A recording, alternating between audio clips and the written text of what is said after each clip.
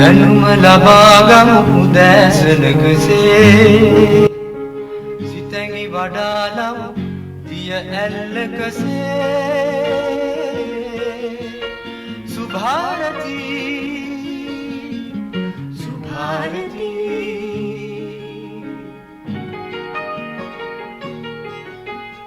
දෙසවන සරසන වදනින සිතුවිලි උපදින හඬකින ඔබගේ නිවහන සොයා ඇදේ සුභාරතී සුභාරතී. ආයිබෝන් සුබදවසක් සුබ දවසක් ඔබ හැම දිනාටම. අදත් සුභාරතී සංවාද මණ්ඩපයෙන් අපි හමු වෙනවා. සුධර්මා කුඩුතුංග ඔබට ස්තුතියි අපිට ආරාධනය කිරීම ගැන. අද සුභාරතීන් අපි කතා කරන්න බලාපොරොත්තු වෙන්නේ අපේ රටේ සමස්ත මහ ජනතාවට ඔබට මට අපි හැමෝටම වැදගත් ඉතාමත්ම වැදගත් මාතෘකාවක්. ඒ තමයි මහජන නීතිය හා සාමය අපි කොහොමද රැකගන්නේ ඔබට මට මෙන්ම අනෙකාට නිදහස් පරිසරයක් ඇති කරන්න. අපේ පවතින තත්ත්වයන් හමුවේ අපේ විනයගරුක භාවය වඩාත් විශ්වසනීය සමාජයක් අනෙකාට නිර්මාණය කරන්න වැඩ කරන්න කොහොමද කියලා කතා බහ කරන්න. ඉතාමත්ම කාර්යබහුල මොහොතක අපේ ආරාධනය පිළිගෙන අද මැදිරියට ඇවිල්ලා ඉන්නවා. පොලිස් මාධ්‍ය ප්‍රකාශක ජ්‍යෙෂ්ඨ පොලිස් අධිකාරී නීතිඥ නිහාල් තල්දුව මහතා ආයිබෝන් සුබදෑසනක් ඔබතුමාට. ආයිබෝන් සංජීව. ඇත්තටම දැන් අපි දන්නවා පැය 24 පුරාම ආරක්ෂාකාරීව ජනතාව ජීවත් වෙන්නේ කුමන තත්ත්වයන් හමුවේ කුමන දේ ඇති වුණත් ආරක්ෂක අංශ විශේෂයෙන් පොලිසිය සහ ආරක්ෂක අංශ නිසා මිනිසුන් විශ්වාසයක් තියෙනවා අපිට බයසක නැතුව නිදිය ගන්න පුළුවන් කියලා. ඉතින් එහෙම තැනක තිබෙන අපේ රට අපි ගත්තොත් පළමුව මේ විනයගරුක සමාජයක් නැත්තම් තව කෙනෙක්ට පීඩාවක් නොදෙන හොඳ සමාජයක් හදාගන්න කොහොමද අපි ඇත්තටම අපේ රටේ?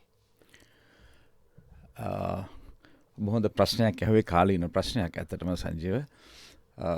ඉස්තුතිවන්ත වෙනවා ප්‍රශ්නය සම්බන්ධයෙන්. මුලින්ම මොකද විනයගරුක සමාජයක් තමයි ඇත්තටම රටක ප්‍රගමණයට මූලික සාධකය අඩිතාලම වෙන්නේ සාධකය වෙන්නේ. විශේෂයෙන් මම පොඩි උදාහරණයකුත් එක්ක කතා කරොත් සරල උදාහරණයක්. දැන් අපි නිවසක් ගත්තොත් අපි දන්නවා නිවසේ ඉන්න අපි හිතමු නිවසියන් ඉන්නවා 5-6 දෙනෙක් අම්මා තාත්තා දරුවොත් එක්ක 5-6 දෙනෙක් ඉන්නවා කියලා. නමුත් මේ නිවස තුල අපි සාමාන්‍යයෙන් දෛනික කාර්යයන් වලදී යම්කිසි ආකාරයක විනයක් පවත්වාගෙන යනවා. දැන් සාමාන්‍යයෙන් අපේ වෙලා දැන් ගෙදර අපි උදේට සමහරට ගේට්ටුව විවෘත කරනවා. ගේට්ටුව වහනවා. එතකොට ඒ විතරක් නෙවෙයි අපි සාමාන්‍යයෙන් ආහාර ගැනීම. ඊළඟට අපි දන්නවා රැය වෙනකොට අපි නිවසේ දොරවල් වහනවා. ඊට පස්සේ සමහරට උදෑසන අපි දොරවල් විවෘත කරනවා. එතකොට ඊළඟට ගෙදර නිවසේ අපි ලයිට් අපි ස්විච් දානවා. ඒ කියන්නේ ආලෝකය ලබා ගන්න. අපි සමහරට ඒව නිදා ගන්න ගියාම මේක ඕෆ් කරනවා. ඉතින් මේ වගේ දේවල් ටික නිවස ඇතුලේ දෛනික සිද්ධ වෙනවා. නමුත් කිසිම වෙලාවක අපි මේක කරන්නේ අහවලා මේක තාත්තා තමයි කරන්නේ මේක අම්මා තමයි කරන්නේ මේක ගෙදර අහවලා කියලා එහෙම බෙදා ගැනීමක් නිවස තුල නැහැ. නමුත් මේ නිවස තුල තියෙන මේ දෛනික කාර්යයන් ටික යම්කිසි විනයක් ඇතුව ඒ නිවසියන් විසින් කරගන්නවා ඒක. ගේට්ටුව අරින්න ඕනලාට ඒ අවශ්‍ය පුද්ගලයාගේ ගේට්ටුව අරිනවා. ඊට පස්සේ මම කියපු කාරණා ටික නිවස තුල සිද්ධ වෙනවා. කවුරුත් රැයට දොරවල් ඇරලා බුදියන්නේ නැහැ නේ. ගේට්ටුව ඇරලා දාලා බුදියන්නේත් නැහැ.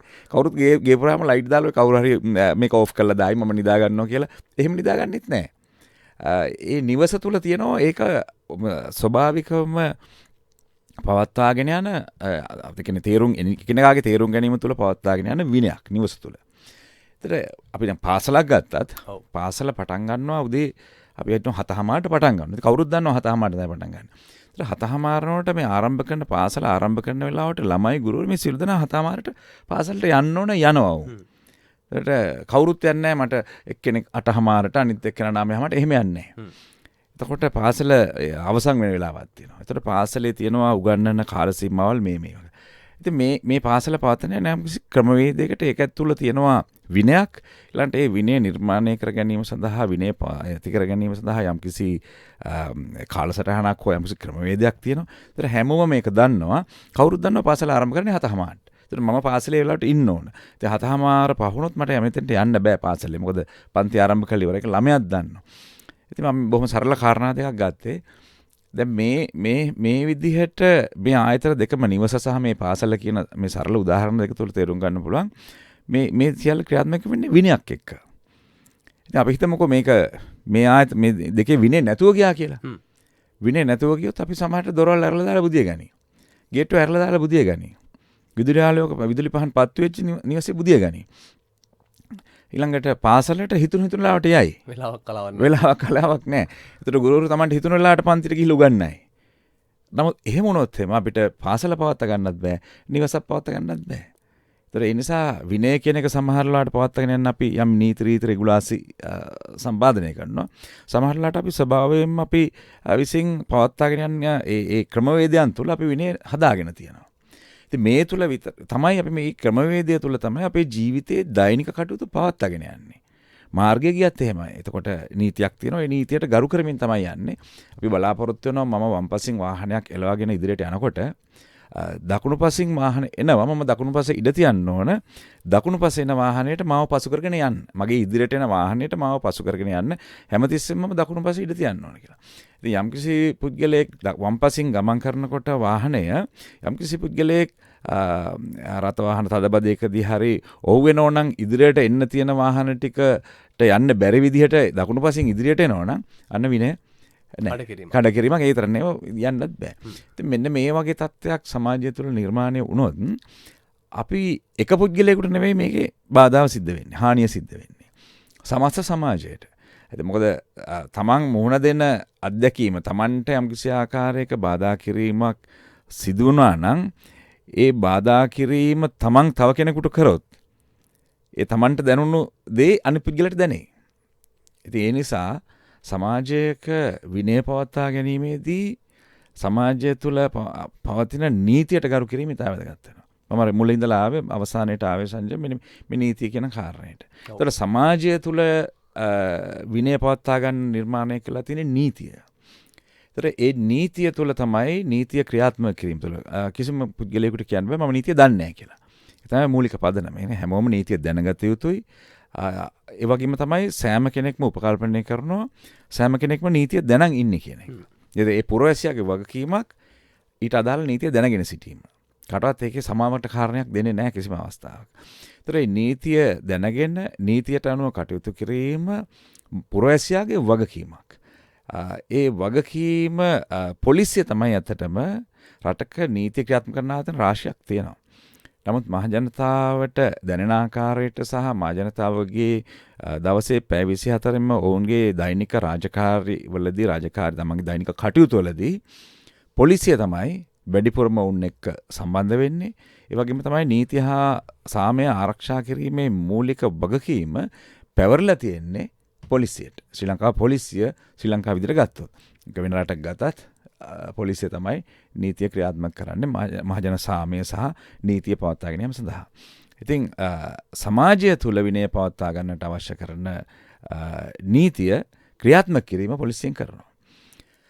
යම්කිසි ආකාරයක සමාජය තුළ ඉන්න පිරිස තමන්ගේ විනය පවත්වා ගන්න නැතුව නීතිය කඩ කරමින් යම්කිසි ආකාරයක කටයුතු කරනවා නම් ඊට එරෙහිව ක්‍රියාත්මක කරන්නේ පොලිසිය. මේ අපි කවුරුත් දන්න කාරණයක් කතා කරන්නේ. නමුත් ඔබගේ මාතෘකාවට පිවිසීමක් වශයෙන් මම මේ සංජය ආවේ මෙතෙන්ට. ඉතින් මේ කාර්යභාරය තමයි පොලිසිය විසින් අපි කරගෙන යන්නේ. ඔව්. හොඳ ඇත්තටම දැන් අපේ රටේ අපි දකිනවා මේ පොලිස් නිලධාරී මහත්වරු දැන් යුනිෆෝම් එකක් ඇඳගත්තා කියලත් මේ හැමෝම මිනිස්සු. එතකොට උන්ට පෞල් ජීවිතයක් තිබෙනවා. එතකොට ඔහු ගත්තොත් පොලිස් නිලධාරී මහත්මයෙක් ගත්තොත් කෙනෙක්ගේ තාත්තා කෙනෙක්, තව කෙනෙක්ගේ ස්වාමි පුරුෂයෙක්. ඉතින් මෙහෙම ගත්තොත් ඔහුටත් ආත්ම ගෞරවයක් තිබෙනවා. හැබැයි මේ පවතින අපි වර්තමානයේ දකින්නට තරමක් පීඩාකාරී ආර්ථිකය තුළ අපිට පේනවා සමහරු මේ නීති අතර ගැනීමක්. නැත්නම් ආර්ථික ප්‍රශ්න සාධාරණයි. පිළිවෙල තර්කයක් නැහැ. හැබැයි අපි ඇතැම් වෙලාවට අපි දන්නවා ගෑස් නැතුව පාර අවහිර කරනවා. ඒතකොට අවහිර කරාම මේ පාර යන්නෙත් මහා මන්දිරවල ඉන්න අය නෙවෙයි. දේශපාලඥයොත් නෙවෙයි. සාමාන්‍ය ජනතාව. නිසා මේ මාර්ග අවහිර කිරීම නැත්නම් අනිකාට පීඩා කිරීම පිළිබඳ අපේ රටේ නීති ගොඩක් තිබෙනවා. දැන් පවතින තත්ත්වයත් එක්ක ඇතැම් අයට හිතෙන්න පුළුවන් මේ නීතිය දැන් ක්‍රියාත්මක වෙන්නේ නැද්ද? නමුත් පොලිස් නිලධාරීන්ගේ පැත්තෙන් කියන්නේ අපි පවතින තත්ත්වයේ තීරුම් අරන් තරමක් මේක සාමකාමී මට්ටමට ගෙනියනවා. දැන් මේ තත්ත්වය කොහොමද පැහැදිලි කරන්නේ ජනතාවට? ඔව් ඇත්තටම මහජනතාව තේරුම් ගත යුතු එක කාරණයක් තියෙනවා. යම්කිසි ආකාරයක සමාජයක නීතිය ක්‍රියාත්මක කිරීම කියන්නේ නීතිය කියන කොටස මහජනතාව මොකද නීතිය ක්‍රියාත්මක කිරීම සඳහා රජයේ යම්කිසි යාන්ත්‍රණයක් තියෙනවා. ඒ යාන්ත්‍රණය තමයි නීතිය ක්‍රියාත්මක කරන්නේ. එතකොට දැන් උදාහරණයකට යුක්තිය පසුලීමේ කාර්ය සඳහා සම්බන්ධ වෙච්ච ආයතන රාශියක් තියෙනවා. ඒ ආයතන එකතු වෙලා තමයි මේ යුක්තිය පසුලීමේ ක්‍රියාවලිය යෙදෙන්නේ. යම්කිසි විදිහකින් මහජනතාව ඒ නීතිය අතර ගැනීමට කටයුතු කරොත් ඒ අවසාන ප්‍රතිඵලයේ භුක්ති විඳින්නේ මහජනතාවටමයි. ඒට හේතුව දැන් මාර්ගයක් වැසුවහම මාර්ගය මිනිසුන්ට ගමන් කරන්න තියෙන මාර්ගයක්. මේ මාර්ගය වැසුවට පස්සේ ඒ මාර්ගය ගමන් ගන්න වාහනවලට මිනිසුන්ට යන්න බෑ. එතකොට ඒ තුල වෙන ඒ මාර්ගයක් අතර මේක නීති විරෝධී මාර්ගයක් වැසීම නීති විරෝධී නීතියට පටහැනි දෙයක්. අපිට පොලිසියට සම්බන්ධයෙන් කටයුතු කිරීමේ හැකියාව තියෙනවා. නමුත් බොහෝ වෙලාවට අප මේ සමහරලාට ගෑස් නැතිවීම නිසා නැත්නම් ඉන්ධන නොමැතිවීම නිසා මහජනතාවගේ අපහසුතාවයක් නිසා බොහෝ වෙලාවට අපිට දකින්න පුළුවන් විරෝධය පළ කිරීමක්. ඒ නිසා පොලිසිය අර එවැනි අවස්ථාවල අපි මේ මහජනතාවගේ තියෙන අපහසුතාවයන් තීරුම් අරගෙන එවැනි අවස්ථාවක අපි සුවදශීලීව අපි උත්සාහ කරන්නේ හැමතිස්සෙම මොකද අපි මහජන සාමය කියන එක කළමනාකරණය කරනවා අපි. ඒ නිසා අර නීතිය තිබුණු ඵලයටම මහජනතාවගේ තියෙන අපහසුතාවයන් තීරුම් අරන් ඒ කළමනාකරණය කිරීමකට අපි තමයි හැමතිස්සෙම උත්සාහ කරන්නේ. මොකද නැත්නම් ඔවුන් තවත් පීඩාවට පත් වෙන්න පුළුවන්. ඒ තත්ත්වය තේරුම් ගන්න තමයි පොලිසිය කටයුතු කරන්නේ. නම් ඒක මම හිතනවා ඔබ දකින්න ඇති අද ලංකාව පුරා මේ වෙන තත්ත්වයන් තියෙනවා. නමුත් කිසිම අවස්ථාවක පොලිසිය කියන්නේ ගැටීමක් ඇති කරන්නේ නැහැ. නමුත් පැහැදිලි කරනවා කරුණු. ඔව් ඒක මහජනතාව යම්කිසි කියන්නේ ඔවුන් මාර්ගයක් වැසීම නෙවෙයි ඔවුන් බරපතල ලෙස සාමය කඩ වෙනවා නම් අපි අනිවාර්යයෙන්ම මැදිහත් වෙනවා. නමුත් අර සරල කාරණාවලදී අපි පුළුවන් තරම් බලන්නේ සාකච්ඡා කරලා කටයුතු කරන්න. නමුත් එහෙම ඇත්තටම එහෙම පසුගිය කාල සීමාව තුළ මේ අපි කරා සාකච්ඡා කළා මහජනතාවත් එක්ක සාකච්ඡා කළා. අපි ගැටීමක් ඇති නොවන ආකාරයට ඒ ගැටලුව එහාට නොවන ආකාරයට කටයුතු කළා මහජනතාවට. මොකද මාර්ගයන්ෙත් මහජනතාව මේ මාර්ගය වහලා තින්නෙත් මහජනතාව. ඒතර අපි බලනවා දෙපාර්ශ්වය දිහාම බලලා මාර්ගය යන අයටත් අවස්ථාව දෙන්නත් මේ මාර්ගය වහගෙන ඉන්න අයත් එක්කත් උන්ටත් හිරියරයක් නොවන ආකාරයට කටයුතු කිරීම තමයි මෙතෙක් වෙලා අපි දිගටම කරගෙන යන්නේ. යම්කිසි පිරිසක් ඔබට ගිහිල්ලා කලහකාරී ලෙස යම්කිසි ආකාරයක මහජනතාවගේ ජීවිතවලට සහ දේපලවලට ඉතාම වැදගත් මහජනතාවගේ ජීවිතවලට දේපලවලට හානිදායක වන ලෙස යම්කිසි ආකාරයක හානියක් කරන්න විනාශයක් කරන්න අලාභයක් කරන්න යම්කිසි ආකාරයක කටයුතු කරනවා. එතෙන්දී පොලිසිය මැදිහත් වෙනවා අනිවාර්යයෙන්ම. එතෙන්දී නීතිය තදින් ක්‍රියාත්මක කිරීමට මැදිහත් වෙනවා. එතෙන්දී මොකද මතයන් කියන ඒවා මහජනතාව අපි පිළිගන්නවා. අපිට විවිධ මතයන් දැනීමේ අයිතිය මහජනතාවට තියෙනවා. කාණ්ඩ අවස්ථාවේ පිළිගත්තු කාරණයක් මතයක් දැරීමේ අයිතිය. ඒතර අපිට ඒ කියන්නේ මත විවිධ සමාජයක් ගත්තාම සමාජයේ විවිධ මතධාරීන් ඉන්නවා. ඒතර ඒ සෑම මතධාරියෙකුගේ අයිතිවාසිකම් ආරක්ෂා කිරීමේ වගකීම තියෙන පොලිසියට. නෛතිකව පැවරලා තියෙන. ඒ නිසා අපිට මහජනතාව මොන මතය දරුවත් ඔවුන්ගේ අයිතිවාසිකම් ආරක්ෂා කිරීම සඳහා අපි කටයුතු කරනවා. උදාහරණයක් විදිහට මාර්ගයේ ගමන් කරන පුද්ගලයෝ සමහරවිට වෙන මතයක ඉන්න පුළුවන්. මාර්ගයේ වසන පුද්ගලයෝ වෙන මතයක ඉන්න පුළුවන්. නමුත් අපිට මාර්ගයේ යන අයට ඉඩකඩ සැලසීම පොලිසියේ වගකීම. ඒ නිසා මාර්ගයේ විවෘත කළ දෙන එක පොලිසියේ වගකීම. ඒතර මාර්ගයේ වසන එක නීති විරෝධී. එපමණක් මේ නීති විරෝධී කාර්ය වළක්වලා මාර්ගයේ විවෘත කිරීමට පොලිසිය කටයුතු කරනවා. ඒ නිසා අර ඔබ ඇහුවා වගේ නීතියේදී අපි දැන් මේ අවස්ථාවේ අපි කවුරුත් දන්න කාරණයක් අපි ඒක මේ වසන් කළ යුතු කාරණයක් නෙවෙයි. සමාජයේ යම්කිසි ආර්ථික තියෙනවා. අපහසුතාවයක් මහජනතාවට තියෙනවා. ඒ ජනතාව අපි ඒක දන්නවා එහෙම තියෙනවා කියලා. ඉතින් අපි ඒ තේරුම් ගත යුතුයි. ඒ වගේම තමයි දැන් පොලිස් නිලධාරීන් පැත්තෙන් ගත්තාමත් මේ අර්බුදයට ඒ ආකාරයෙන් පොලිස් නිලධාරියත් මොනවද දෙනවා. යම්කිසි අර්බුදයක් තියෙනවා නම් ඒ පොලිස් නිලධාරියත් ඒක තියෙනවා. ඒ නමුත් තිබුණාට අපි අපේ රැකියාව අපි කළ යුතුයි. මොකද ඒ හේතුව අපේ රැකියාව අපි කිරීම තුළ අපි උත්සාහ කරන්නේ මහජනතාවට අවශ්‍ය කරන පහසුව සැලසීමම තමයි. නිදහස් පරිසරය. ඔව්. මේ පොලිසිය මෙම ඒ කොටස යම්කිසි ආකාරයකින් කිරීම මගහැරියොත් එම සමාජයේ තියෙන නීතිය සාමය පවත්වා ගන්න බැරි වෙනවා. එහි අවසාන ප්‍රතිඵලය විඳින්න වෙන්නේ මහජනතාවටමයි. යම්කිසි මතධාරීන් පිරිසක් ඉන්න පුළුවන් යම් තවත් පිරිසක් විවිධ මතධාරීන් ඉන්න පුළුවන් නමුත් එහෙම ඒ අයගේ අයිතිවාසිකම් ආරක්ෂා කරනවා වගේම ඒ මතධාරීන් පිරිසට අවශ්‍ය කරන ඒ කියන්නේ ඔවුන් මේ මතය දැලිය යුත්තේ අනිත් අයගේ මතයට ගරු කරමින්. ඒකට බාධා වෙනවා නම් පොලිසිය මැදිහත්වලා මේ සම්බන්ධයෙන් කටයුතු කරනවා. ඉතින් ඒ නිසා පොලිස් නිලධාරීන් වශයෙන් කටයුතු කිරීමේදීත් අපි තේරුම් ගත යුතුයි රාජකාරී කිරීමේ තියෙන අපහසුතාවයත් නිලධාරීන් දරාගෙන මොකද වුන් අපිට හැම තැනටම යොදන්න විශාල නිලධාරීන් පිරිසක් නැහැ. ලංකාවේ හැම තැනම ඔබ දකිනවා මේ දවස්වල විරෝධතා තියෙනවා. ඒතර මේ පොලිස් අසම්මල ස්ථාපතිවරු සහ පොලිස් නිලධාරීන් ගිහිල්ලා සමහරට උදේ රාජකාරියට ගියාම හවස් වෙනකන් එක දිගටම මොකද දැන් මහජන විරෝධතාවයක් තියෙන තැනක පොලිස් නිලධාරීන්ට ඉවත් වෙන්න හැකියාවක් නැහැ. අවසන් වෙන තුරුම. ඒ වගේම තමයි අපිට විටින් විට නිලධාරීන් යොදවන්නත් ප්‍රමාණවත් නිලධාරීන් නැහැ. දැන් පොලිස් අසම්මල ස්ථාන තුනක යම්කිසි ආකාරයක එවැනි ක්‍රියාකාරීත්වයක් තියෙනවා නම් අපිට පොලිසිය නිලධාරීන් අනිත් සියල්ල නැතුව අපිට යවන්න වෙනවා මේ ස්ථානයට. ඒකට අපිට කණ්ඩායම් වෙනස් කර යොදවන්න විදිහක් නැහැ. ඒ අතරක් නෙවෙයි පොලිසිය රාජකාරී ගත්තාම අධිකරණමය කටයුතු තියෙනවා. ඊළඟට මේ අපරාධ විමර්ශන කටයුතු තියෙනවා. ඊළඟට අපරාධකරුවන් අත්අඩංගුවට ගැනීම සහ අපරාධ වැළැක්වීම සඳහා වෙන දැන් මත්ද්‍රව්‍ය වලට බැහැවි පුද්ගලයන් ඊළඟට මත්ද්‍රව්‍ය සම්බන්ධ අපරාධ ඒව නවත්තන්න බෑ. ඒවා අනිවාර්යයෙන්ම රට වාහන පාලනය කළන්න ඕනේ. ඒ ටික ඒ කාර්යයන් සිද්ධ වෙනවා. ඊළඟට අපි දන්නවා දූෂණ මර්දන කියන්නේ ඔය වැටලීම් සම්බන්ධව විශේෂයෙන් නීති විරෝධී මත්පැන් වගේ දේවල් වැටලීම් පොලිසිය කරනවා. ඒවට යන්න ඕනේ. එතකොට මේ පොලිසියේ ඉන්න මේ සීමිත පිරිසකින් මේ සියල්ල කළමනාකරණය වෙන්න ඕනේ. ඒ සියල්ල අපි කළමනාකරණය කරනවා කියන්නේ පොලිස් නිලධාරියා දවසට විශාල පැය ගණක් වැඩ කරනවා. මොකද පැය 12න් අවසන් වෙන්නේ නැහැ සමහරවිට ඔහුගේ රාජකාරිය. දැන් ස්ථාපතිවරයා ගත්තොත් ඔහුට පැය 24 මේ වගකීම තියෙනවා. ඒ වගකීමත් එක්ක ඔහු සටන් කරනවා පැය 24ම. ඒ රාජකාරී එක ඉතාමත් අපහසුයි.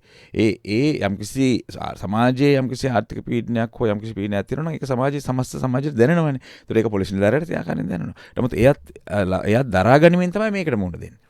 ඉතින් ඒ නිසා දැන් මේ தත්ත්වය අපි හිතමු මහජනතාව තේරුම් ගන්න ඕන ඒ කාර්යය යම්කිසි විරෝධතාවයක් දැක්වීමේ අයිතිය නීත්‍යානුකූල මහජනතාවට තියෙනවා. ඒ කියන්නේ සාමකාමී විරෝධතාවයන් දැක්වීමේ අයිතියට මම අපි නිතරම සාකච්ඡාවලදී අපි කතා කරන්නේ ඒ සඳහා යම්කිසි ආණ්ඩුක්‍රම ව්‍යවස්ථාවෙන් රටේ මූලික නීතියෙන් ප්‍රතිපාදනක් තියෙනවා. ඔවුන්ට ඒ ලැබිලා තියෙන ප්‍රතිපාදනවල ඒ භුක්ති විඳීම සම්බන්ධව පොලිසිය කිසිම වෙලාවක බාධා කරන්නේ නැහැ අපි.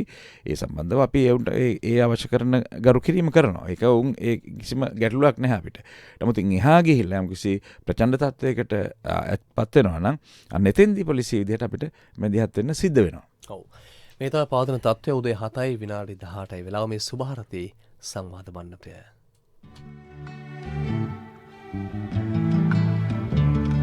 ලක්දෙව් ස්වදේශීය සේවාව මේ ලක්මවුන්ගේ දීර්ඝනාදයයි ලක්පුතුන්ගේ කිත්‍යසස් රාවයයි ලක්පුතුන්ගේ කිත්‍යසස් රාවයයි. සුභාරතී සංවාද මණ්ඩපයෙන් අපි කතා බහ කරන්න දැන් මේ මහජන නීතිය හා සාමය ආරක්ෂා කිරීම පිළිබඳව. දැන් අපි මේ පොලිස් කතා කරන්නේ පොලිස් මාධ්‍ය අධ්‍යක්ෂ සහ පොලිස් මාධ්‍ය ප්‍රකාශක ජ්‍යෙෂ්ඨ පොලිස් අධිකාරී නීතිඥ නිහාල් තල්දු මහතා සමග. දැන් අපි මේ තව තෝරාගත යුතු කාරණයක් පැහැදිලි කර ගැනීමක් කරගත්තු කාරණයක් තමයි හදිසි නීතිය. මොකක්ද හදිසි නීතිය කියලා කියන්නේ? ඇයි හදිසි නීතියක් සම්මත කරලා තියෙන්නේ? කොහොමද ඒක පවරන්නේ? මෙහි වැදගත්කම පොඩ්ඩක් අපි කතා කරොත් හරි වැදගත්. ඇත්තටම මම හිතනවා මම ඒක කෙටියෙන් පැහැදිලි කිරීමක් කරන්න. මෙය මහජන ආරක්ෂක පනත යටතේ අතිගරු ජනාධිපතිතුමාට ලැබෙන බලයක්. ඒ බලය තුල තමයි හදිසි නීතිය ප්‍රකාශයට පත් කරන්නේ. මොකද එහි තියෙන දේවන වගන්ති යටතේ ගැසට් පත්‍රයක් මගින් අතිගරු ජනාධිපතිතුමාට වෙනි හදිසි නීතිය ප්‍රකාශයට පත් කිරීමේ හැකියාව තියෙනවා. අධිනීති ප්‍රකාශයට පත් කිරීමෙන් පස්සේ ඊට අදාළ රෙගුලාසි එම පනත අනුව ඉදිරිපත් කළ යුතුයි. ඊට පස්සේ ඒ රෙගුලාසි අනුව කටයුතු කිරීමේ බලය ආරක්ෂක අංශ වලට පැවරෙනවා. කියන්නේ ශ්‍රී ලංකා පොලිසිය සහ ත්‍රිවිධ හමුදාව කියන ආයතන. ඒ වගේම තමයි ඒ රෙගුලාසි වලට අනුව දැන් උදාහරණයක් විදිහට අත්‍යවශ්‍ය සේවා පවත්වාගෙන යාම මහජනතාවගේ දෛනික ජීවිතය පවත්වාගෙන යාම සඳහා බාධාවකින් තොරව පවත්වාගෙන යාම සඳහා අවශ්‍ය කරන කියන්නේ දැන් අවහිර කිරීම සහ ඒ බාධා කිරීමකින් තොරව පවත්වාගෙන යාම සඳහා අවශ්‍ය කරන ඒ රෙගුලාසි තුල වෙනත් ආයතන සම්බන්ධ වෙනවා නම් දැන් උදාහරණ ආහාර ද්‍රව්‍ය බෙදා හැරීම වගේ දේවල් තියෙනවා. අත්‍යවශ්‍ය අත්‍යවශ්‍ය ආහාර. එවැනි ආයතන තියෙනවා නම් ඒ රෙගුලාසි වලින් ඔවුනුත් බැඳෙනවා ඒ රෙගුලාසි වල සඳහන් කරන ආයතන. ඊළඟට පොලිසිය සහ හමුදාව ත්‍රිවිධ හමුදාව කියන ආයතනත් ඒ රෙගුලාසි වලට අනුව කටයුතු කිරීමේ බලය ලැබෙනවා. නමුත් එහිදී යම් සුවිශේෂී නියෝග උපදෙස් ලැබෙනවා 600 අවස්ථාවක් යටතේ පවතින සාමාන්‍ය නීතියට වඩා. මොකද අපි දන්නවා වසර මට හරියටම කාල සීමාවක් නැහැ. පසුගිය වසර 30කට විතර ආසන්න කාල සීමාවක් මම දන්නේ ඒක නිවැරදිව මට හරියටම මතක නැහැ. නමුත් අපි දන්නවා ඉතිහාසයේ දීර්ඝ කාල සීමාවක් අපි හදිසි නීතියත් එක්ක තමයි ගමන් කරේ. මොකද ඒ අර ත්‍රස්තවාදී ක්‍රියාවන් එක්ක ඒ කාලේ නිකුත් කර තිබුණා. ඒ ත්‍රස්තවාදයට අදාළව හදිසි නීතිය පනවලා හදිසි නීතියට අදාළ රෙගුලාසි නිකුත් කරලා තිබුණා. ඒ රෙගුලාසි අනුව තමයි අතරම ඒ ත්‍රස්තවාදී ක්‍රියාවන් මැඩපවත්වන්නට අවශ්‍ය කරන කටයුතු සිද්ධ කරේ. සමහරවිට දේපල තහනට ගැනීම වගේ දේවල් ත්‍රස්තවාදීන් විසින් පාවිච්චි කරන ලද ඒ දේවල් සියල්ල කරේ හදිසි නීතිය යටතේ තියෙන ඒ තත්ත්වය පාලනය කිරීමට අවශ්‍ය කරන හදිසි නීතිය රෙගුලාසිත් එක්ක. ඒ වගේ හදිසි නීතියකදී රෙගුලාසි පැනවීම සිද්ධ වෙනවා. ඒ අනුව තමයි අපි කටයුතු කරන්නේ. ඉතින් මෙතෙන්දී විශේෂයෙන්ම අපි කියන්න ඕන මහජනතාවගේ ඒ දෛනික කටයුතු බාධාවකින් තොරව පවත්වාගෙන යාම සඳහා තමයි හදිසි නීතියක් පැනවෙන්නේ. එතෙන්දී ආරක්ෂක අංශ සහ නිකුත් ආයතන සම්බන්ධ වෙලා කටයුතු කිරීම කරනවා. නමුත් මේ තව අපිට මේකේ නෛතික පැත්ත කතා කරන තව අපි ඉදිරියට යන්න පුළුවන්. මොකද පාර්ලිමේන්තුවේ සම්මත වීම සහ ඒ කාරණා සම්බන්ධව.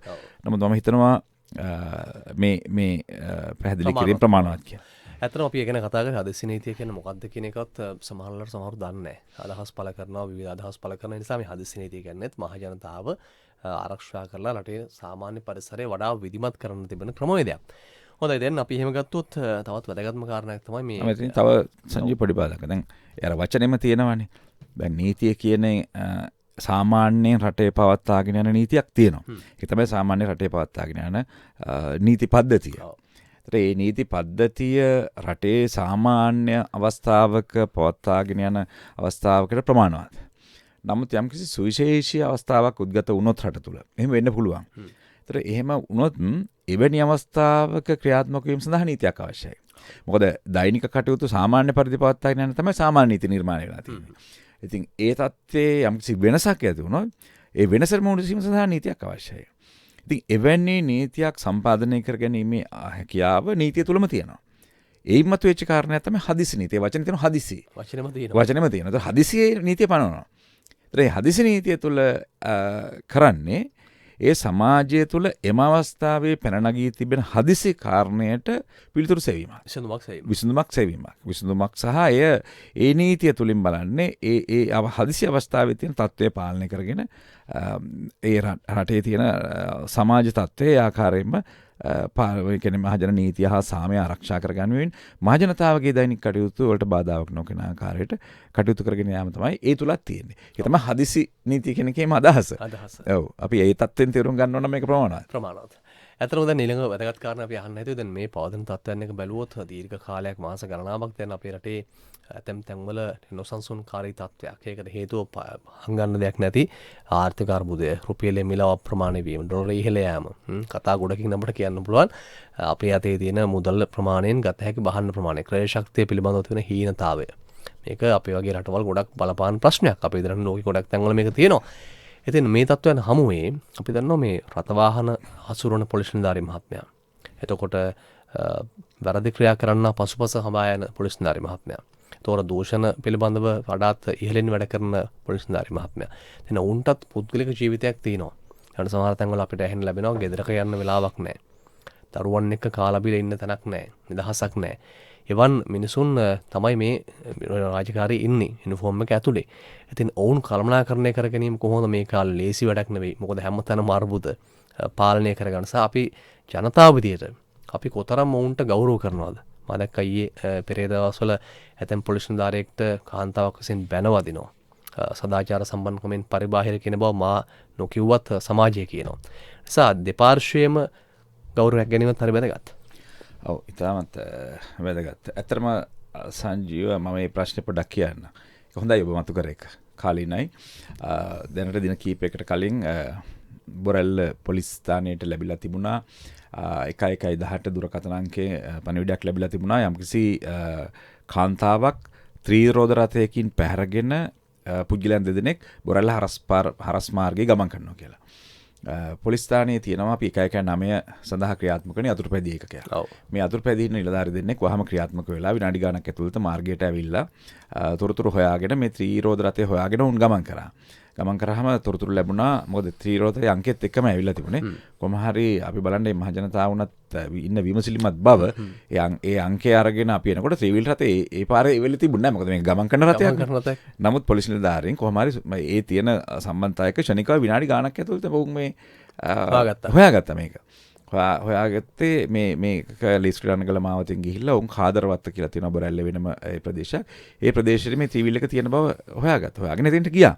යනකොට ඒ ත්‍රිවිල් රථයේ කාන්තාවක් එතන ඉන්න පිරිමි දෙන්නෙක් එක්ක යම්කිසි රණ්ඩුවක් ඇති කරගෙන එතන බහින් බස් වීමක් යම්කිසි ආරවුලක් තියෙන බව පොලිසිය නිරීක්ෂණය කරා. නමුත් එතනින් පොලිස් නිලධාරීන්ට ගියාම තේරුණා මේ පැහැරගෙන යාමක් නෙමෙයි මේ තිදෙන අඳුරනවා. නමුත් යම්කිසි ආරවුලක් මෙතන තියෙනවා. ඉතින් පොලිස් නිලධාරීන් දෙන්නට මාර්ගයේ මේක විසඳන්න බැරි නිසා පොලිස් නිලධාරීන් කිව්වා රියදුරාගේ ඉන්න රියදුරාගේ රියදුරු බලපත්‍රය අරගෙන උන් කිව්වා අපිත් එක්ක අපි පොලිස් ස්ථානෙට යන් කියලා. ඉතින් රියදුරත් එක්ක පොලිස් ස්ථානයට ගමන් කරනකොට ටික දුරක් ඇවිල්ලා මේ ත්‍රිරෝද රථේ යතුරුපැදිය හිර කළා නතර කළා. මේ ත්‍රිරෝදයෙන් බහලා ආපු මේ කාන්තාව තාම අසෝබන ලෙස පොලිස් නිලධාරීන් දෙන්නට බොහොම පරිභව වෙන විදිහට කතා කරනවා. ඒක රටම දැක්කා කතා කරන වචන මොනවද කියලා. ඉතින් කොහොම හරි ඒ අවස්ථාවේදී ඒ ප්‍රධාන මාර්ගයක විශාල වශයෙන් මහජනතාව ඒක රාශී වීමක් තිබුණා. ඒ අවස්ථාවේ පොලිස් නිලධාරියා මම හිතන්නේ බුද්ධිමත් යොසීමෙන් කටයුතු කරා. කටයුතු කළා. මොකද ඔහු ඒ දැන් අපි තේරුම් ගන්න ඕන ඔහු බැලුවේ සමාජයේ මේ තියෙන සමාජ වාතාවරණය. ඔව්. පොලිස් නිලධාරීන් දෙදෙනෙක් ඉන්නවා. ඉතින් ඔවුන් දෙදෙනා ඒ අවස්ථාවේ කලබල වෙලා යම් කිසි ආකාරයක කටයුත්තක් කරා නම් සමාජයෙන් මොකද මේ අවට බලන් ඉන්න පිරිස බොහෝ වෙලාවට මොකද්ද මේ වෙන්නේ කියන එක ගැන අවබෝධයක් නැහැ. කාන්තාවක් කෑ ගහනවා පේනවා. එතකොට ඔවුන් ක්ෂණිකව ඇවිල්ලා තමන් වෙන ගමනක් යන ගමන් තමයි නැවතලා බලන් ඉන්නේ මොකද්ද කියන කාරණේ දන්නේ නැහැ. පොලිස් නිලධාරියා සමහරට මේකට ප්‍රතික්‍රියා දක්වන්න ගියා නම් අර ඒ ගැන නිසි අවබෝධයක් නැති මහජනතාව එතන මැදිහත් වෙලා මේ ප්‍රශ්නේ මීට වඩා වැඩි ප්‍රශ්නයක් වෙන්න තියෙනවා. දැන් අකරපත්තු ඒ වගේ සිදුවීමක් වුණා පසුගිය දවසක රියානතුරක් සමගම. ඉතින් ඒ නිසා ඔවුන් ඒ අවස්ථාවේදී දැන් මේ තොරතුරු ටික ළඟ තියෙන නිසා ත්‍රිරෝද රථයේ අංක ඔක්කොම තියෙනවා. පුද්ගලයෝ අඳුර ගන්න පුළුවන්. ඒ නිසා ඔවුන් ඒවල කල්පනා කළා ඔවුන් බොහොම නිශ්ශබ්දව ඉවත් වෙලා. නමුත් පොලිස් ස්ථානයට මේ පිළිබඳව දැනුම් දීලා හවස වෙනකොට මේ පිරිස හොයලා අත්අඩංගුවට ගත්ත බොරැල්ල හෝටලයකදී. ඉතින් ඒ සිදුවීම ගත්තොත් ඇත්තටම බර්ෂ බලනකොට මේ අය මද්ද්‍රව්‍ය වලට අබ්බෑ වෙච්චි යම් පිරිසක් ඔවුන්ගේ තියෙන පෞද්ගලික ආරවුලක් සම්බන්ධයෙන් තමයි මේ කටයුත්ත මේ ක්‍රියාව වෙලා තියෙන්නේ. නමුත් ඔවුන් දැන් ඊයේ අත්අඩංගුවට ගත්තේ දහවසම දැන් ඊයේ දින අධිකරණයට ඉදිරිපත් කළා බන්ධනාගාරගත කරා. නමුත් අපි එතෙන්දී කල්පනා කරන්න ඕන ඒ ආකාරයට මොකද පොලිස් නිලධාරියා නීතිය හා සාමය දැන් අපි අධිකරණයකට ගෞරව කරනවා.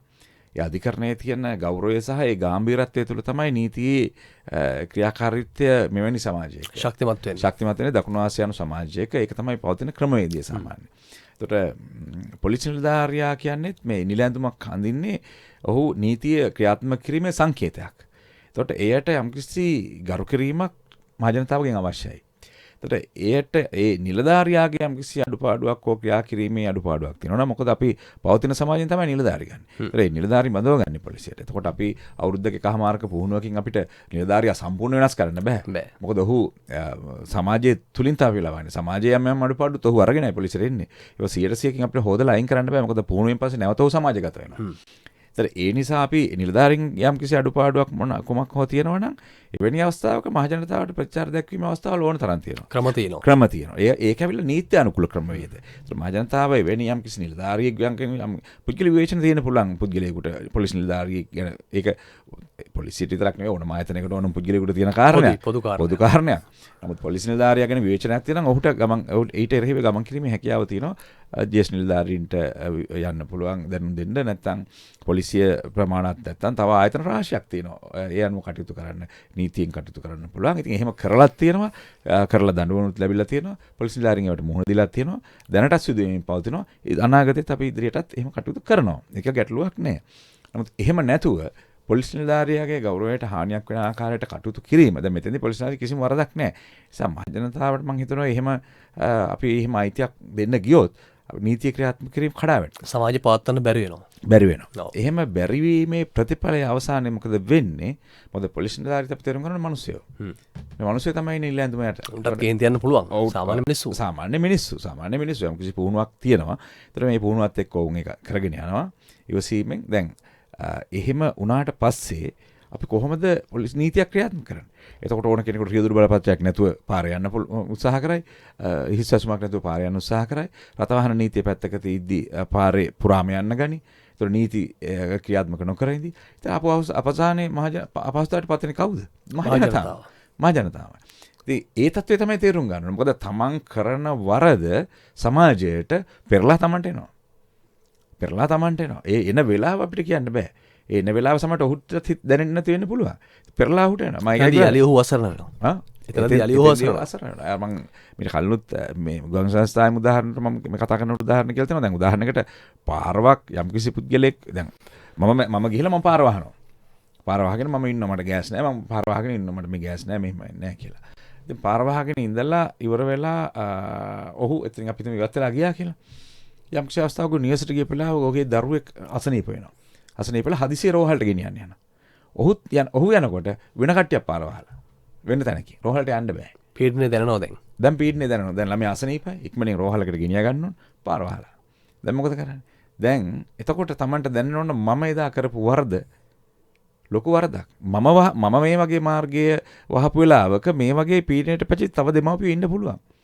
සමහරට තමන්ගේ දරුවා නැත්නම් වැඩිහිටියා තමන් කවුරුන් හෝ අසනීප වෙලා රෝහලට එක්කරගෙන යන්න එන අවස්ථාවක් මම වළක්වන්න නැති මම පාර වහපු වෙලාව කියලා මට හිතෙන්නේ එතකොට තමයි. දැන් මා දැක්ක ඊයේ එහෙම දෙයක් වාර්තා වෙනවා මේ එක්තරා පුද්ගලයෙක් මමගේ කාරකින් අම්මා ගෙනියන හොස්පිටාලට. ඔව්. ඔහු කියනවා අද අම්මාවරුන්ගේ දවස මගේ අම්මා අරන් යන්න මට දෙන්න කියලා. නෑ නෑ ඒ කතා නෑ හරවල යන්න කියනවා.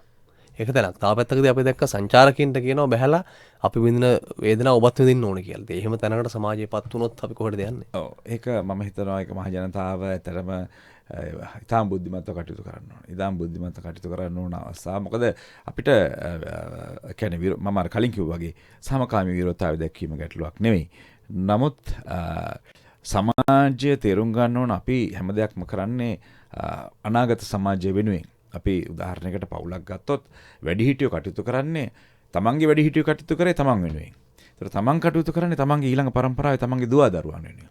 එතකොට ඒ සඳහා යම්කිසි සමාජය තුළ යම් ප්‍රශ්න නිර්මාණය වෙන අතර ඕනම තැනක එහෙම ප්‍රශ්න නිර්මාණය වෙන්න පුළුවන්. ප්‍රශ්න නිර්මාණය වෙලා තියෙනවා සමාජයන් තුළ ලෝක ඉතිහාසය පුරාම ලෝකීය සමාජය තුළ ප්‍රශ්න තියෙනවා. ජපානයට අපි දන්නවා හිරෝෂිමා නාගසාකි බෝම්බ වැටුනේ මේ නියුක්ලියර් බෝම්බ තමයි වැටුනේ. එතකොට නැස්ටික බෝම්බ. මේ වැටුණු සමාජයක් ඔවුන් ගොඩ එනවා. ඒ ගොඩ එන්නේ ඔවුන්ගේ තියෙන කැපවීම. ඒ වෙලාවේ ඒ බෝම්බත් එක්කම ඔවුන් වෙච්ච අසරණභාවයත් එක්කම ඔවුන් එකිනෙකාට කුලල් කාගෙන කටයුතු කරන්න ගියා නම් ඒ තියෙන අසරණභාවයත් එක්ක ඔවුන්ට අද මේ රටේ මේ ලෝකේ ඔවුන්ට ඒ තියෙන අද තියෙන තත්ත්වය ඔවුන්ට ලබා ගන්න බැරි වෙනවා. නමුත් එතන තියෙන සාමූහිකත්වය සහ ඔවුන් විසින් සමාජය තුළ නිර්මාණය කරගත්තු විනය. අද ජපානයේ මම හිතන්නේ මිනිස්සුන්ගේ මේ විනය කියන එකට ලෝකේ සංකේතවත් රාජ්‍යයක් ජපානය කියන්නේ. ඒ විනය තුළ තමයි ඔවුන් ජයග්‍රහණය කරලා තියෙන්නේ. ඒකම කිව්වේ සමාජ ප්‍රගමනයට තමයි වැදගත් දේ විනය කියන එක. ඒක අපිට තර්කයක් නැහැ ඒකේ. ඒ නිසා අපි යම්කිසි ප්‍රශ්නයක් තියෙනවා නම් යම්කිසි ගැටලුවක් තියෙනවා නම් අපි අපේ විනයෙන් පවත්වා ගන්න නැතුව එහා ගිහිල්ලා යම්කිසි සමාජයක් කටයුතු කරනවා නම් එහිදී ඒ ප්‍රශ්නය තවදුරටත් උග්‍ර වෙනව ඇරෙන්නට ප්‍රශ්නයට විසඳුමක් අපිට ලබා ගන්න බැරි වෙයි. ඒ නිසා මේ තත්ත්වය තුළ අපි හිතමු පොලිස් නිලධාරීන් දැන් දීර්ඝ කාලයක් තිස්සේ මොකද 2019 පාස්කු ප්‍රහාරයෙන් පස්සේ පොලිස් නිලධාරීන් එක දිගටම තමයි මේ රාජකාරී වලින් ඊට පස්සේ අපි දන්නවා ආවා COVID-19 වසංගතය ඒකත් එක්ක අපි මාර්ගවල ඉඳගෙන අපි දෛනිකව රාජකාරී කරා සියලුම කිසිම පොලිසියක් අපි වැහුවේ නැහැ.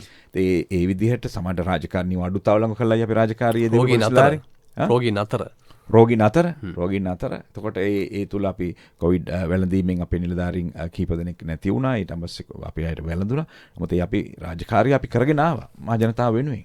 එතකොට ඒ වගේම තමයි මේ අවස්ථාවෙත් රටේ නීති හා සාමය පවත්වාගෙන අපි කටයුතු කරගෙන යනවා.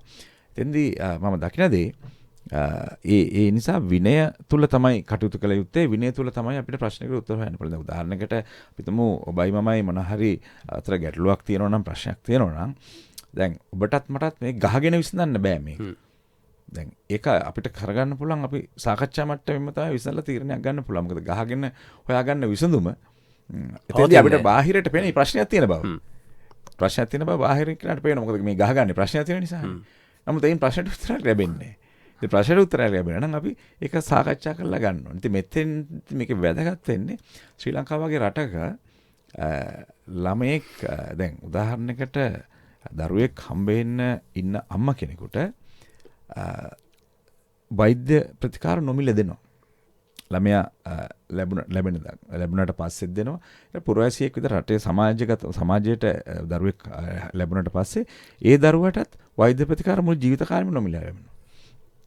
ඊට පස්සේ දරුවට නිදහස් අධ්‍යාපනය පාසලට ඇතුළු කරලා විශ්වවිද්‍යාල දක්වා නොමිලේ අධ්‍යාපනය දෙනවා. රටේ ලබා ගැනීමේ හැකියාව තියෙනවා. එහෙම රටක් මේ. ඔව් එහෙම රටක්. ඒ දෙකම නිකන් ලැබෙන්නේ.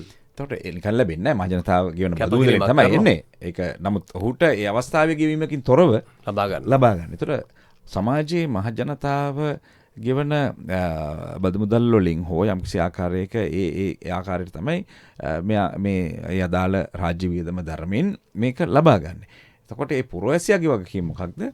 තමන් මේ නිදහස් අධ්‍යාපනය තමන් නිදහස් සෞඛ්‍යක ලබා ගන්නවා. එහෙනම් පුරවැසියාත් සමාජයේ යම්කිසි ආකාරයක සමාජයේ ප්‍රගමණයට අවශ්‍ය දායකත්වයක් දෙන්න ඕනේ. ඒක වගකීම යුතුයකමක්. වගකීම් සහ යුතුයකම.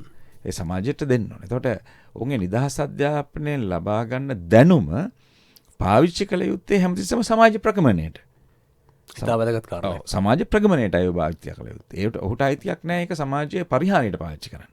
එහෙම අයිතියක් නැහැ. මොකද අපි දන්නවා මිනිසාගේ පරම යුතුයකම මිනිසාට සේවය කිරීමයි කියන එක නේ. එදා ඉඳලා අපි ඉගෙන ගත්තේ මේ අපේ හිටපු අගමැති බණ්ඩාරනායක මැතිතුමා මේ කිව්වේ ඒ කතාවනේ. ඉතින් ඒක පැහැදිලි කාරණයක්. ඉතින් ඒ නිසා ඒ වගකීම අපිට තියෙනවා. ඒකෙන් මිදෙන්න බෑ. සමාජයට නමුත් එතෙන්දී සමාජයක් කියන එක සරල රේඛීයව පවතින්නේ නැහැ. සමාජයේ සරල රේඛීයව යන්නේ යම් යම් ප්‍රශ්න ගැටලු ඒක ලෝක ස්වභාවය. ඒතර ඒ ප්‍රශ්න ගැටලු පුද්ගලයෙක් විදිහට, ගමක් විදිහට, ප්‍රදේශයක් විදිහට, රටක් විදිහට විසඳ ගන්න ඕන යම්කිසි ක්‍රමවේදයක් තියෙනවා. ඒ ක්‍රමවේදය තුළ තමයි කටයුතු කරන්නේ. ඉතින් මේකට මහජනතාවගේ දායකත්වය තමයි වැදගත් වෙන්නේ. එතෙන්දී මේ කටයුතු කරන බොහෝ පිරිස් දන්නවා මේ මම මේ කරන්නේ වැරද්දක් කියලා දන්නවා. ඒතර ඒ වැරද්ද තුළින් සමාජයට වෙන්න පුළුවන් හානියත් මොකක්ද කියලා දන්නවා. ඉතින් ඒ හානියත් අපි තේරුම් ගන්න ඕන. මේක මොකද මම කලින් කිව්වාගේ හදිසියේ රෝහලට යන පුද්ගලයාට ආගන්න බැරි වුණොත් ඒ දේ තව කෙනෙකුට වෙන්න පුළුවන්. ඉතින් අපි එහෙම හානියක් කරලාද අපේ කටයුතු අපි කරන්නේ. අන්න ඒක තේරුම් ගන්න ඕන. ඒ තේරුම් අරගෙන මම හිතනවා කටයුතු කිරීම තුළ තමයි අපිට ස්ථාවර සමාජයක් ගොඩ. අපි ඊළඟ ප්‍රශ්නය අපිට තියෙන්නේ මේ සමාජය ස්ථාවර කර ගැනීම. අනාගත පරම්පරාවට මේ සමාජය නිර්මාණය කර ගැනීම. ගැටලුවක් තියෙනවා ඒ විසඳාගෙන නිර්මාණය කර ගැනීම.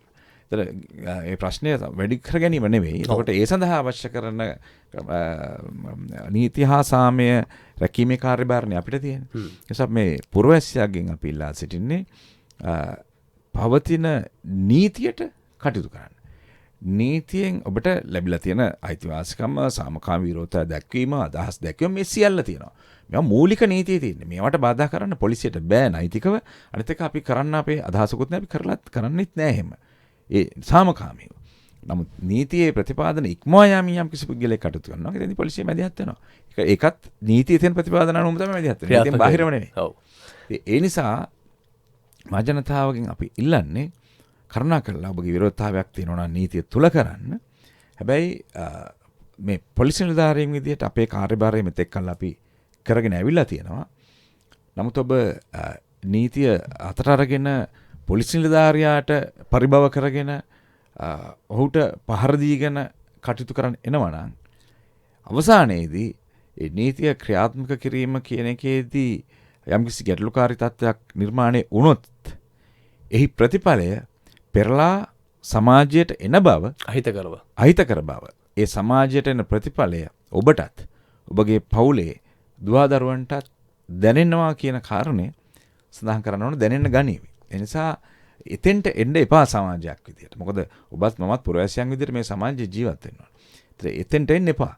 එතෙන්ට එන්නේ නැතුව ඔබගේ තියෙන යම් කිසි ප්‍රශ්නයක් තියෙනවා නම් පුද්ගලික කාරණයක් තියෙනවා නම් සමාජයේ පොදු කාරණයක් තියෙනවා නම් ඉස්දා ගන්න නීතිය රාමුව තුළ සිටිමින් කියන කාරණේ තමයි විශේෂයෙන් මතක් කරන්න අවශ්‍යයි. හිත වැදගත් කාරණා කීපයක් අපි මේ කතා බහ කරමින් ඉන්න උදේ 7:41 මේ සුභාරතී සංවාද මණ්ඩපය.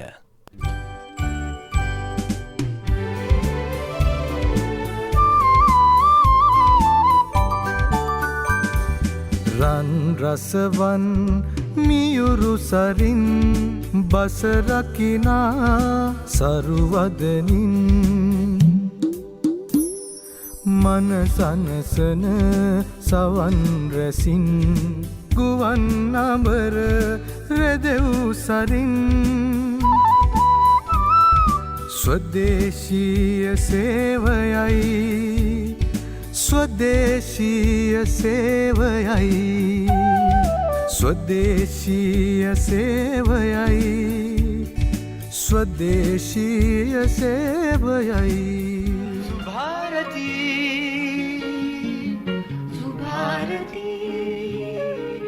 සුභාරතී සංවාද මණ්ඩපයෙන් අපි කතා බහ කරන දවසේදී පොලිස් මාධ්‍ය අධ්‍යක්ෂ සහ පොලිස් මාධ්‍ය ප්‍රකාශක ජ්‍යෙෂ්ඨ පොලිස් අධිකාරී නීතිඥ නිහාල් තල්දු මහතා සමග දැන් අපි මේ කාරණා ගොඩක් කතා කළා වර්තමාන සමාජයේ අපිට පේන ආර්ථික අර්බුදات එක්ක ගැට ගැහුණු සමාජමය අර්බුද පිළිබඳව.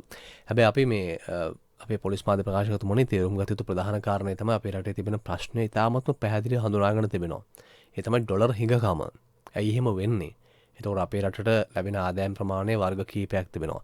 අපේ රටෙන් එතරට කියන යන අය අපේ විදේශී ප්‍රේෂණය වෙනවා. ඒ තත්ත්වය කොවිඩ් එකත් එක්ක අඩු වෙලා තිබෙනවා.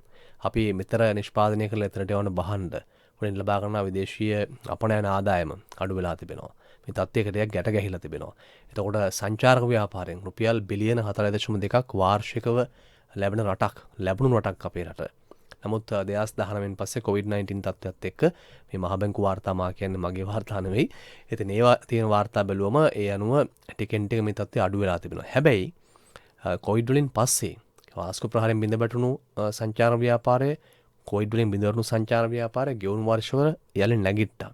අපි ගත්තොත් ජනවාරි මාස වෙද්දී ලංකාවට පැමිණි සංචාරකයන් සංඛ්‍යාව 1,06,770ක්. ඊට පස්සේ පෙබරවාරි මාස වෙද්දී ඒක තව වැඩි වුණා. හැබැයි මාර්තු මාස වෙද්දී මේ සමස්ත අරගල මිනිසුන්ගේ මහා පාරේ තිබෙන දැවැන්ත ක්‍රියාවලි විරෝධතා නිසා දැන් මේක 47,035ට බැහැලා තියෙනවා. ඒ නිසා අපි බුද්ධිමත් වෙන්න ඕන කාරණේ තමයි අපේ අදහස් ප්‍රකාශ කිරීම කරනවා වගේම ප්‍රධාන ප්‍රශ්නය ඩොලර් එන මාර්ගයෙන් ඇති කරගත්තොත් යලිවතාවක් පාර උද්ඝෝෂණ කරලා ලෝකෙට යන චිත්‍රය අපහැදිලි චිත්‍රයක් වුණොත් ආයෝජකයෙක්වත් සංචාරකයෙක්වත් ලංකාවට එන්නේ නැහැ. ඔව් ඔබ කියන ඒ කාරණය ඉතාමත් සත්‍ය කාරණයක් සංජය. මොකද දැනට වෙනකොට මේ වෙනකොටත් සංචාරකයන්ගේ පැමිණීම් ගොඩක් අඩු වෙලා තියෙනවා. නමුත් අපි පොලිසිය වශයෙන් ඇත්තටම උත්සාහ කරන්නේත් මේ නීති හා සාමය ආරක්ෂා කරන්න උපරිම වශයෙන් එම කාරණේම තමයි. මොකද මේ ප්‍රශ්නෙට පිළිතුරු ආර්ථික විද්‍යාඥයන් සහ ඊට අදාළ ශ්‍රේෂ්ඨයන් වල ඉන්න ඒ අය ප්‍රමාණයෙන් ඒ අය දායක වෙලා ඒ කටයුතු කරගෙන යන ගමන් පොලිසියට කියන්නේ ඔවුන් ඒ සඳහා කටයුතු කරමින් සිටිනවා. එතකොට ඒක අපේ පොලිසියෙන් බාහිර කාරණයක්. නමුත් පොලිසිය වශයෙන් අපිට කරන්න තියෙන කාරණය තමයි ඒ සඳහා අවශ්‍ය කරන සමාජ වටපිට අවශ්‍ය කරන නීතිමය රාමුව කියන්නේ රාමුව තුළ නීතිය ක්‍රියාත්මක කිරීම. ඉතින් අපි හැමතිස්සෙම උත්සාහ කරන්නේ අන්නීට අවශ්‍ය කරන පසුබිම නිර්මාණය කිරීම සඳහා නීතිය ක්‍රියාත්මක කිරීම තමයි.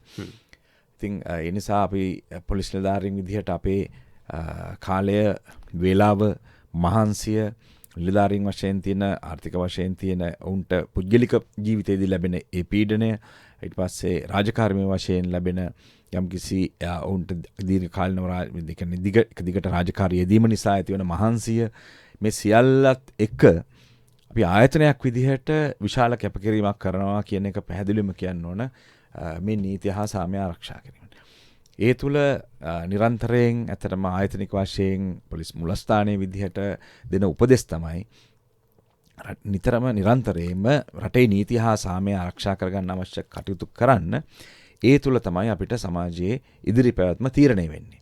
ඉතින් අපි සාමාන්‍ය හැම පුද්ගලයෙක්ම දන්නවා යම් කිසි ආකාරයක මේ ප්‍රචණ්ඩකාරීත්වයකට කලහකාරී තත්ත්වයකට යම් කිසි සමාජයේ යම් ස්ථාන යොමු වීම හරහා බොහෝ වෙලාවට අපි දන්නවා අද මේ මාධ්‍ය කියන මාධ්‍ය හරි ප්‍රබලයි. ඒකට ඊටාම කෙටි වේලාවක් තුල ලෝකේ ලංකාවේ යම්කිසි ලෝකයේ තේමයි ලංකාවේ යම්කිසි සිද්ධියක් තාමත් කෙටි වේලාවක් තුළ බොහොම තප්පර ගාණක් ඇතුළත ලෝකේ බලා ගන්න ව්‍යාප්ත වෙනවා. ඉතින් ඒ තුළ ඉස්සර වගේ නෙමෙයි. ඒ නිසා මුළු ලෝකෙටම යනවා. ඒතර ඒ තුළ සංචාරකයෝ බලන්නේ එය. මොකද ඔවුන්ට රටේ තියෙන අභ්‍යන්තර තත්ත්වය පිළිබඳ නිසි අවබෝධයක් නැහැ. ඔහු දකින්නේ ඔහුට යොමු වෙන රූපරාමුව. දල චිත්‍රය. ඒ තප්පර ගාණක රූපරාමුව මේ වීඩියෝ රාමුව තමයි බලන්නේ.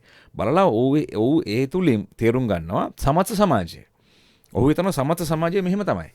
එතකොට ඒ වගේ රූපරාමු 10ක් 12ක් නිකුත් වුණාට පස්සේ එතකොට ඒ හරහා මාධ්‍ය මේ සම්බන්ධව සාකච්ඡා කරන ගාතට පස්සේ විශාල ඔවුන් තේරුම් ගන්නවා යම් කිසි චිත්‍රයක්. ඒතර ඒ චිත්‍රයේ තේරුම් ගන්න තමයි ඔවුන් ඊළඟට කටයුතු කරන්නේ. දැන් සංචාරකෙක් වශයෙන් ගත්තොත් ඔවුන් බලනවා ඕනම කෙනෙක් තෝරගන්නේ වඩා හොඳ මාර්ගයනේ. අනිවාර්යයෙන්. වඩා හොඳ තැනනේ. එතකොට ඔවුන් සමාජයට කල්පනා කරන්න පුළුවන්. ඒ සඳහා ඔවුන් විකල්ප ස්ථාන තෝරගන්න පුළුවන්. දෛනිකව ඒ කියන්නේ වාර්ෂිකව ලංකාවට පැමිණි විදේශිකයෙක් වුණත් මේ තියෙන වාතාවරණය තුළ ඔහු තීරණය කරන්න පුළුවන්. වෙන රටකට යන්න. ඉතින් නමුත් අපි කඩිනමින් කරගන්න ඕන යම්කිසි ගැටලුකාරී තත්ත්වයක් තියෙනවා නම්. මොකද අපිටම විදුලි බලය වෙන්න පුළුවන්, ගෑස් වෙන්න පුළුවන්. ඒ ප්‍රශ්න විසඳන අතරතුරේ අදාළ පාර්ශවයන් අර මහජනතාව වශයෙන් කරන්න පුළුවන් ඒට සංචාරකයන් එන්න අවශ්‍ය කරන පසුබිම සකස් කර ගැනීම සඳහා අවශ්‍ය සහාය දැක්වීම. ඉතින් අපි අර නීති විරෝධීව ප්‍රචණ්ඩකාරීත්වයට සහ කලහකාරීත්වයට යාම තුළ තවදුරටත් ඒට හානි වෙනවා. ඒ නැවත සකස් කරගන්න, නිවැරදි කරගන්න අපිට සෑහෙන කාලයක් යයි. ඒ අවසාන ප්‍රතිඵල ලැබෙන්නේ තාපෝ රටේ ජනතාවටමයි. අන්න ඒ තමයි අපි තේරුම් ගන්න ඕනේ. මොකද ඒ පෙරලා එනවා ඒක. නවත්තන්න බෑ. ලෝකේ ඉතිහාසෙ පුරාම එහෙමයි. සමාජයන් ලෝකේ ඇතිවෙච්චි ප්‍රචණ්ඩකාරී ආකාරයට සමාජයන් මේ කියන්නේ ලෝකේ රටවල් වල ඇතිවෙච්ච තත්ත්වයන් අපිට ඕන තරම් උදාහරණ තියෙනවා. ප්‍රචණ්ඩකාරීත්වයට යොමු වෙලා කටයුතු කරපු අවස්ථාවල්. නමුත් ඒ හැම රටකම ආපහු නැවත නිර්මාණය වෙච්ච සමාජය අපි දකින්නේ නැහැ තරම් ස්ථාවර සමාජයක් නිර්මාණය වුණා කියලා. මහජනතාව යම් කිසි ආකාරයක විරෝධතාවයක් දක්වලා ප්‍රචණ්ඩකාරීත්වයට ගිහිල්ලා මිනිස්සු මරලා මිනිස්සුන්ගේ දේපල ගිනි තියලා ජීවිත හානි කළා. ඒ වගේ දේවල් වලට ගියපු සමාජ ලෝකේ ඕන තරම් අපිට දකින්න පුළුවන්, රටවල් දකින්න පුළුවන්. නමුත් ඒ තුලින් බලාපොරොත්තු වෙන්නේ හොඳ සමාජයක් නම් ඒ කලහකාරීත්වය තුල සහ ඒ ප්‍රචණ්ඩත්වය තුල එහෙම එවැනි සමාජ ලෝක ඉතිහාසය ගත්තාම එවැනි සමාජ අපිට දකින්න තියෙන අවස්ථාවන් අඩුයි. නමුත් යම්කිසි කාල සීමාවක් ගිහිල්ලා විශාල කැපකිරීමකින් පස්සේ යම් සමාජයන් ඒ බිහිවෙන නායකයන් හරහා දැන් රුවන්ඩා වගේ රටවල් වල වෙනස් වෙලා යන්න පුළුවන්. නමුත් අවුරුදු ගානකට පස්සේ අපි දන්නවා හුටු සහ ටුට්සි ගෝත්‍රිකයෝ සම්බන්ධයෙන් ඇතිවෙච්ච ගැටුම බොහොම ඉතිහාසයේ දැනට වසර ගණනාවකට කලින් ඒ ප්‍රශ්න නිර්මාණය වෙලා සමාජයේ ආවේ. නමුත් අර නායකත්වයක් ඒ යම්කිසි අවස්ථාවක ආවට පස්සේ විශාල කැපකිරීමකින් පස්සේ තමයි මේ රට මේ වෙනකොට දැනට ඉදිරියට යමින් තිබෙන්නේ. ඉතින් නමුත් අපි දැනට මේ පවතින තත්ත්වය තුළ මම හිතනවා අපිට කලහකාරීත්වය තුළ පිළිතුරු ලබා ගන්න පුළුවන්ද කියන ප්‍රශ්නයක් තියෙනවා. ඉතින් ඒ නිසා අපි පොලිසිය වශයෙන් අපි හැමතිස්සෙම මිනිස්සුන්ට මහජනතාවගෙන් අපි ඉල්ලන්නේ සාමකාමීව කටයුතු කරන්න. මොකද ඒක අපේ මහජනතාවට කියන එක අපේ වගකීම. ඒ වගේම තමයි සාමකාමී බව රැකීම අපේ වගකීම. ඒක අපේ රැකියාවෙන් අපිට පැවරලා තියෙන නෛතික බලය. ඉතින් ඒ නිසා ඒ තමයි අපි මේ නිරන්තරයෙන් කතා කර අපි කියන්නේ කලහකාරී වෙන්න එපා. ඔබගේ හැබැයි විරෝධතාවය දක්වන්න මම පුන කියන්නේත් ඒක විරෝධතාවයක් දක්වන්න. නීතිය තුල. හැබැයි නීතියට එහා ගිහිල්ලා ප්‍රචණ්ඩකාරීත්වය කලහකාරීත්වය තුල ඔබට ලබා ගන්න තියෙන ජයග්‍රහණ මොනවා හරි තියෙනවා නම් ඒක අල්පයි. දැන් උදාහරණට අපි දන්නවා රමුක්‍රයම් කිසි සිදුවීමක් වුණා. දැන් අද ඒ සම්බන්ධව කටයුතු කරමින් යනවා. ඒක දැන් අධිකරණයේ තියෙන කාරණා නිසා මම ඉදිරියට කතා කරන්නේ. නමුත් එය යම්කිසි අවසනාවක් සිද්ධියක්. ඉතින් ඒ නිර්මාණය වුණේ ඒ තිවිච්ච කලහකාරී තත්ත්වය තුල. කියන්නේ ඔවුන්ට අවශ්‍යතාවය තියෙන ඉන්ධන. ඉතින් ඉන්ධනයේ අවස්ථාවේ ඇවිල්ලා තිබුණේ. එමෙ ස්ථානයේට. ඒ ඉන්ධන ප්‍රශ්නයක් ඇති වුණා. ඔව් ඒ ඉන්ධන ලැබිලා තිබුණා. ඒතර ඉන්ධන ලැබුණාට පස්සේ ඉන්ධන නම් ඉල්ලුවේ ඉන්ධන ලැබුණාට පස්සේ ප්‍රශ්නේ විසඳලා ඉවරයි. එතෙන්දී ඒ ඉන්ධන ටික ලබා ගැනීමට කටයුතු කරා නම් එතන ප්‍රශ්න නිර්මාණය වෙන්නේ නැහැ. ඒ නිසා ඉන් ඔබට ගිහිල්ලා කටයුතු කිරීමේ ප්‍රතිඵලයක් විදිහට තමයි එතන මේ ප්‍රශ්න නිර්මාණය වුනේ. එතන ඇතිවෙත්තත් ඒ සම්බරතාවයන් මම කතා කරන්නේ නැහැ මේ වෙනකොට අධිකරණයේ විභාග වෙන නිසා. නමුත් කුමක් වුවත් ඒ සරල කාරණේ තමයි ප්‍රශ්නේ තුනේ මාර්ගයේ වැසුවේ ඉන්ධන ඉල්ලලා. එවනම් ඉන්ධන ලැබුණා. ඉන්ධන ලැබුණාම මේ ප්‍රශ්නේ විසඳලා ඉවරයි. අදාළ ප්‍රශ්නේ. ඉතින් මේ ප්‍රශ්නේදී ඒක අවසන් කරගන්න තිබුණා ඒ වෙලාවෙම කියලා මහ ජනතාවට. ඒ තුල ඉන් එහා යන්න ගියාම තමයි ප්‍රශ්නත් නිර්මාණය වුනේ. ඒ නිසා මිනිස්සුන්ගේ මහ ජනතාවගෙන් ඉල්ලන්නේ පොදුවේ ඔබ මේ මාර්ගයක් වැසීම හෝ එහෙම නැත්නම් වෙනත් ප්‍රචණ්ඩත්වයකට යොමු වීම හෝ ඒ තුල පොලිසිය විසින් අපිට නීති ක්‍රියාත්මක කරන්න සිද්ධ වෙනවා. ඉතින් ඒ තුල ඔබට ඔබ ඒ කරන ක්‍රියාව තුල ඔබට ඒ ප්‍රශ්නෙට ශනිකව විසඳුමක් ලැබෙන්නේ නැහැ. ඉතින් ඒ නිසා ඒ තුල තවදුරටත් සමාජයේ පරිහානියට යාමට ඔබ යම්කිසි දායකත්වයක් දැක්වීමක් විතරයි සිද්ධ වෙන්නේ. ඒ පරිහානියට ගිය සමාජයේ සමාජිකයන් අපි නම් ඒ පරිහානියට යන සමාජයේ අපිට මුණ දෙන්න වෙන දවසට අපිට තේරෙයි අපි අද කොතනද ඉන්නේ කියන එක.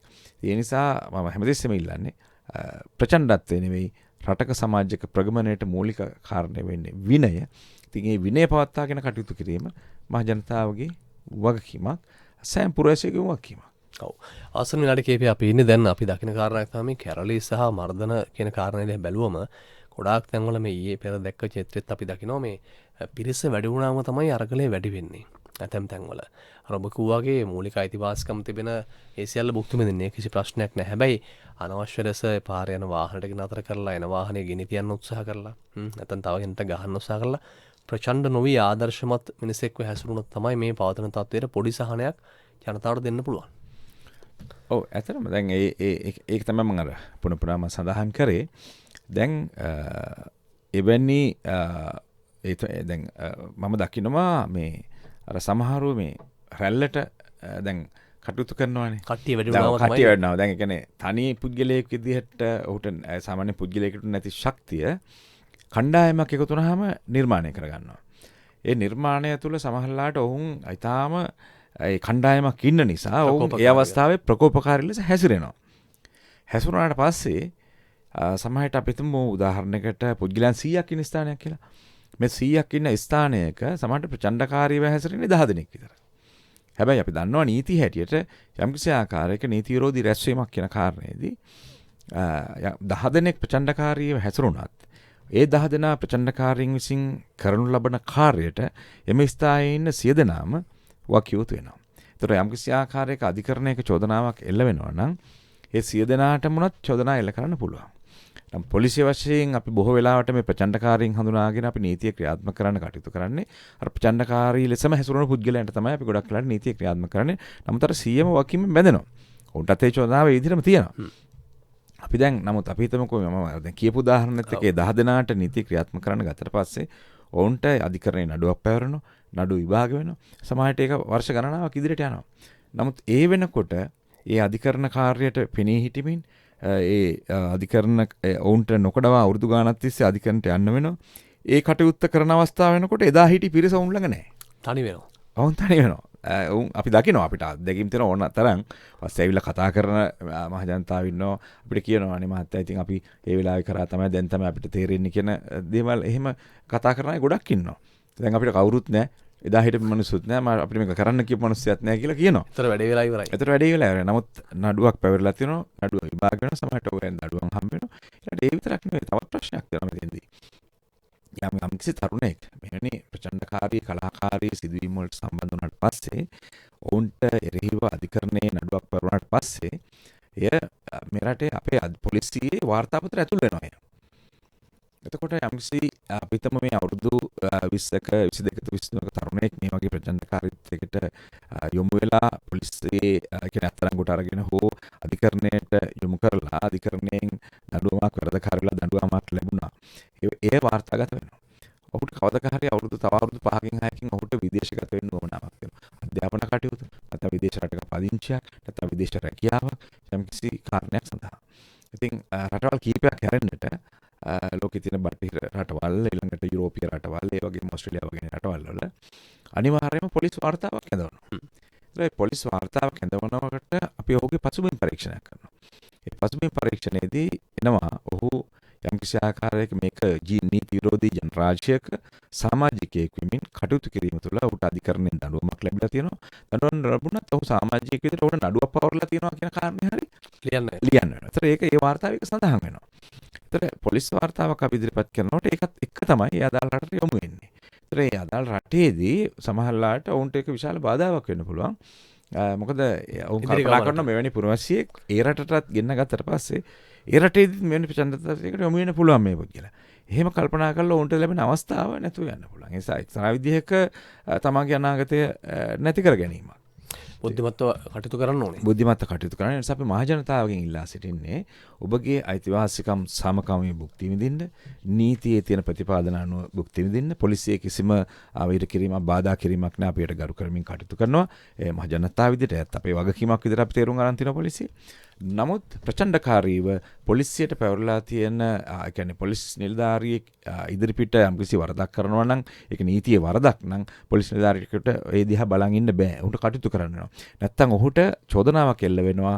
ඔහු ඒ කරේ නැහැ කියලා නොකර හැරීමක්. මොකද සිද්ධියක් වෙනකොට ඒක උනේ නැහැ කියන්න බෑ කාටවත්. අපි වෙන්න කලින් තමයි පාලනය කරන්නේ. උනාට පස්සේ පොලිස් නිලධාරියන් එතන හිටියානම් බොහෝ වෙලාවට දැන් ඔය පාස්කු පාරේ සම්බන්ධයෙන් කතා වෙනකොට ඔබ දකිනවා ඇති. මේක කරේ නැහැ කියලා චෝදනා කරන්නේ.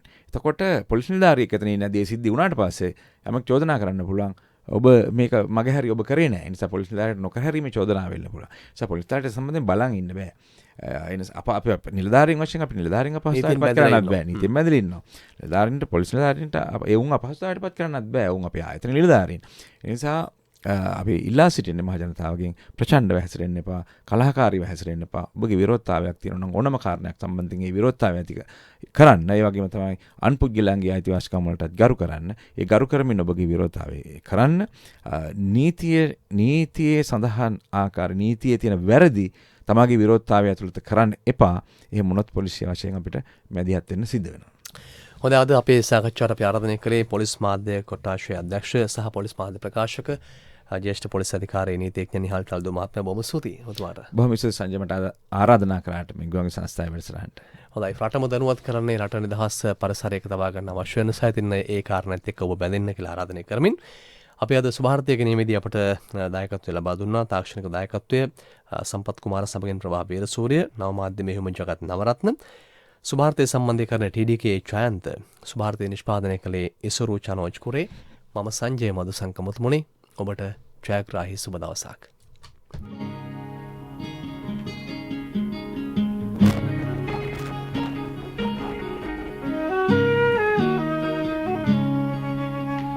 දැනුම ලබාගමු උදෑසනකසේ, සිතැඟි වඩාලමු දිය ඇල්ලකසේ. සුභාරතී සුභාරතී